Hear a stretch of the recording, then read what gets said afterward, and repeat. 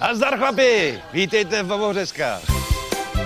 Tohle není poprvé, pane faráři, pokud vím. Jo. A to mi říkáš jen tak. No zaplať pambu! A je to. Pavelec, Voráček, Tlustý Kovář, Smoleňák. Nekecej. Kontrola. Ježiši Kriste.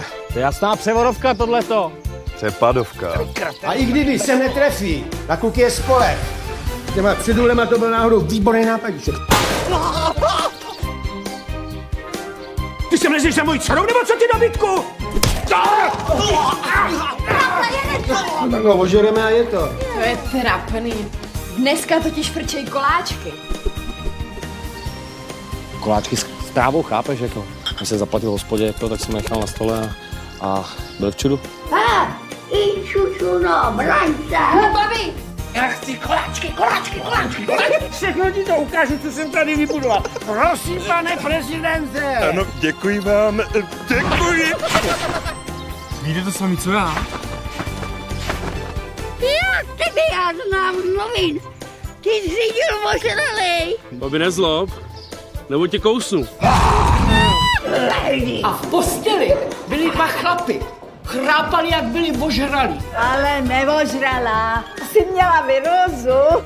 To je zajímavý, tohle. Tohle?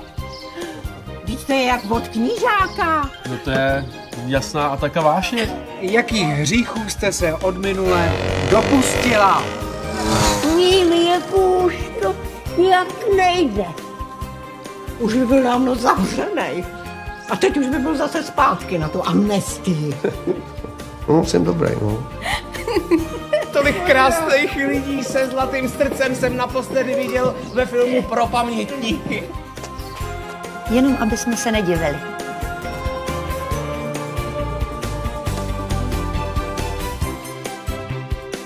Vítka Milka už se těší s Vítkami. Má se nemůže dočkat. Přijďte se podívat, za chvíli hrajou. Právě se nacházíme před pražským Žofínem, kde za malou chvilku začne gala večer Sestry na sál.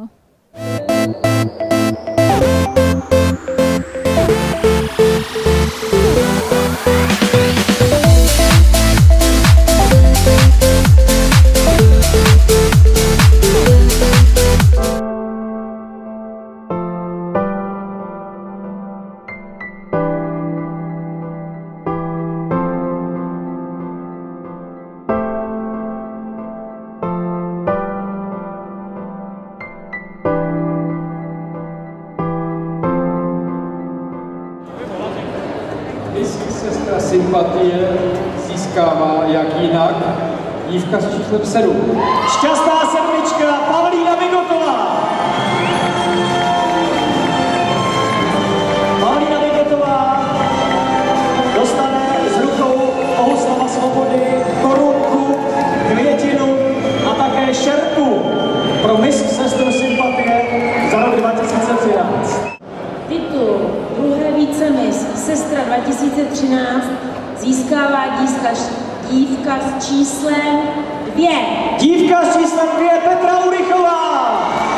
Druhá vícemis Sestra 2013 získává korunku, šerpu, samozřejmě také krásnou květinu. Číslo 2 Petra Urychová, druhá vícemis Sestra. První vícemisestra roku 2013 získává dívka s číslem 3. Dívka s číslem 3 Kristýna Rachtmanová. První vícemisestra 2013.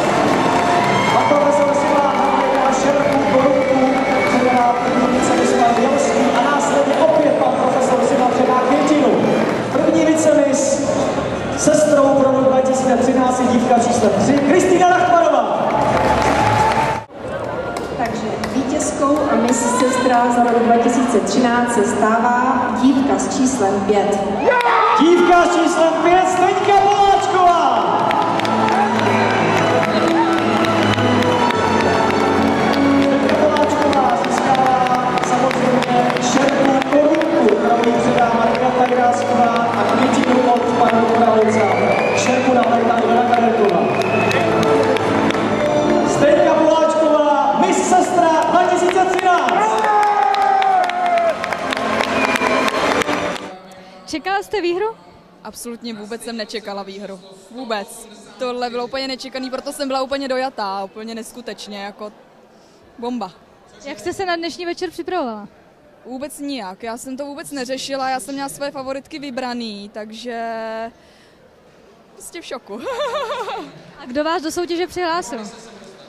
My jsme to probírali s kamarádkou z práce a pak jako jsem si řekla, že se tam přihlásíme a řekli jsme si, že už bylo blondýn dost, tak by to chtělo trošku změnu.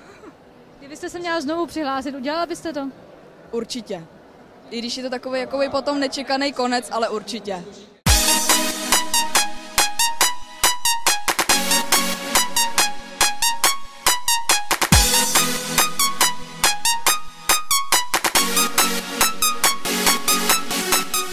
Která ze sestřiček byla vaší favoritkou?